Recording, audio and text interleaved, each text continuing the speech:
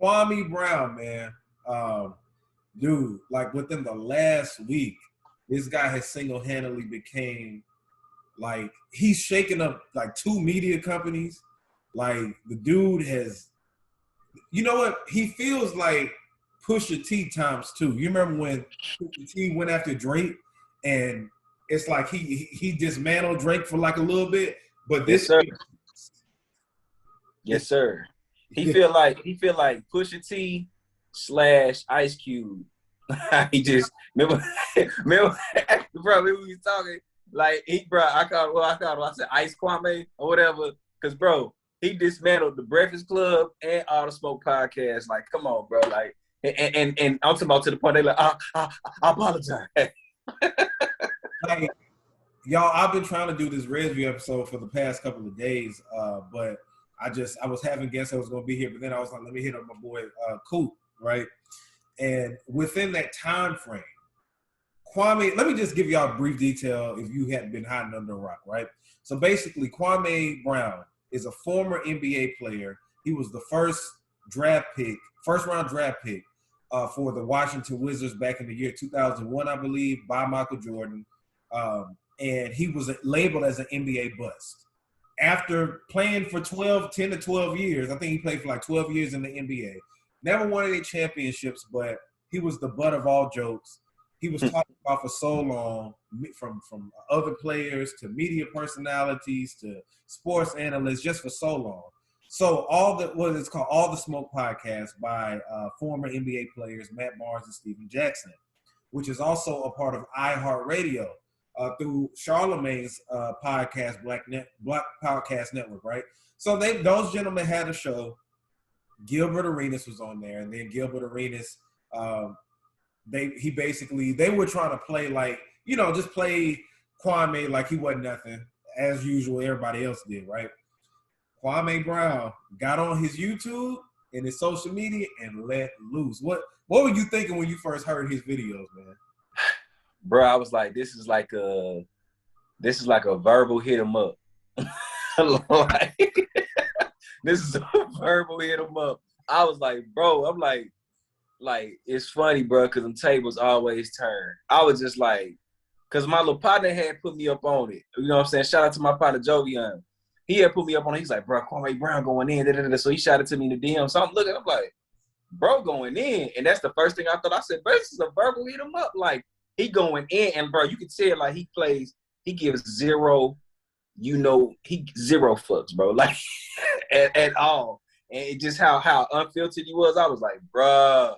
And I was just eating the popcorn, waiting to see the responses of, the All the Smoke podcast. But bro, that's the first thing I thought, a verbal hit 'em up. Yeah, so yeah, like if Hit 'em Up by Tupac Shakur, that's what you do. If Hit 'em Up was like a sports analyst or had a YouTube show, Yeah. would be his rant, bruh. His rant.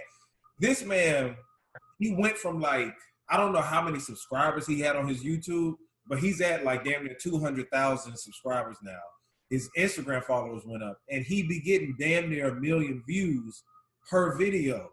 And this is a lot of built-up frustration. What I love about his rants the most is that the depiction of black males, because as soon as he went at those folks who's been talking shit about him, first of all, the reason that he did that after all these years is because Steven Jackson used to play with him. Matt Barnes both of them are former NBA players. So he's like, damn, y'all got a podcast that's supposed to be talking about NBA uplifting black men, but y'all are talking shit about me. So basically, they hit the hornet's nest and he let loose. Definitely. Like I haven't seen nothing like this before, man. And what made it worse, Charlemagne the God. Now let me ask you this: with Charlemagne the God, right? Charlemagne, for those who don't know, he was talking about leaving Kwame Brown alone. He brought up the history of his father, who was a murderer in jail.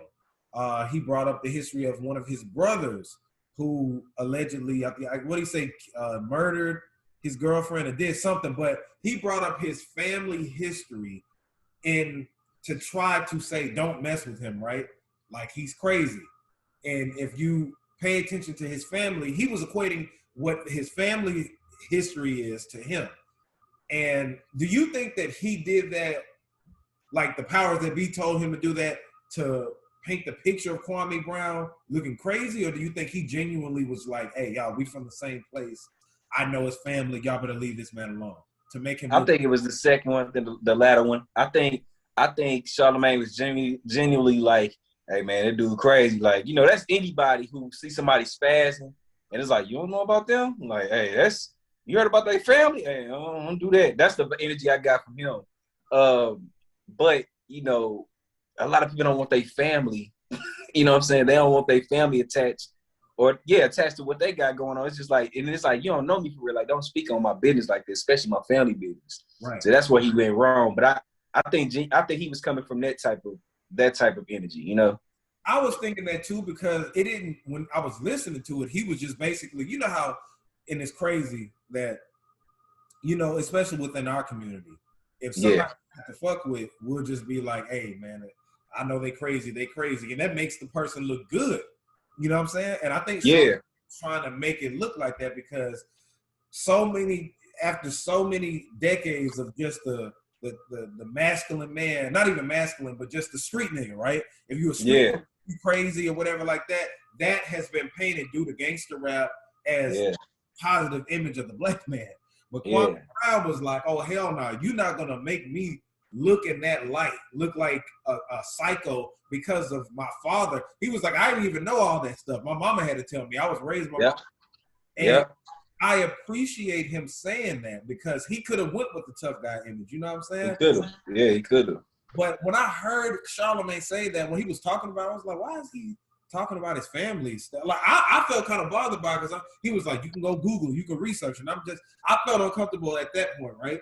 Yeah. And when he ethered him, bro, Dame Dash has been on the Breakfast Club. Fredro Starr has been on the Breakfast Club, checking Charlamagne and them, quote unquote. Man, Kwame Brown, if that was checking the Breakfast Club, what do you call this? A massacre? Definitely a massacre. Definitely a massacre. A nuclear bomb. Like, bro. Bro, I promise you, like, I've never, because think about, like you said, Birdman went up there to the Breakfast Club. It's, you know what I'm saying? Benny Siegel done checked Charlamagne. But Kwame, I mean, well, he, like you said, he pushed T-them, bro. He ethered them. Like bro, yes. Everything you said, mushroom cloud, promise. Put it like this: if Ether, the song, and Him was a person, and No Vaseline, the song was a person, it would be Brown. And the thing is, he has these long rants, right? And the Charlamagne apologized and everything like that, but it's so much like what he's showing is that the media, the national media, has no control, has as much control as we think that they do. Right?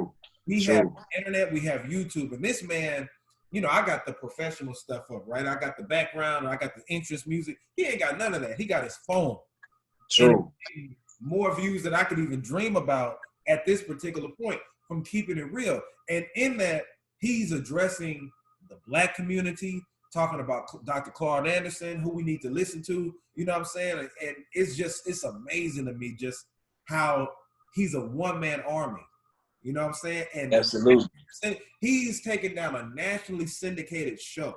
He's going in at DJ Envy, Angela Yee, Jamel Hill. It's like these are ESPN, Disney operated platforms, and it's just him on YouTube. And everybody keeps talking about, hey man, he need to get a podcast. I'm like, he already got a podcast. Like, he's on YouTube, has the super chat, has hundreds of thousands of subscribers, and he's throwing his cash up out there, and he's getting monetization. That is the podcast. That's all it is. That's all it is. Like, yeah man, like, I promise, like, Kwame, bro, he's walking, so a lot of people like us gonna fly. You know what I'm saying? Like, I'm just trying to be a Kwame Brown, bro, in the world, in this PC culture. I'm just trying to be him. You know what I'm saying? He raised the ball. For real. This is like DMX. You remember when the game was all flashy, shiny suits? Yeah. Oh my God. This he the DMX. He the DMX to the Puffy. Right. I promise, bro. I promise. Shout out to Kwame Brown, bro. Kwame Brown.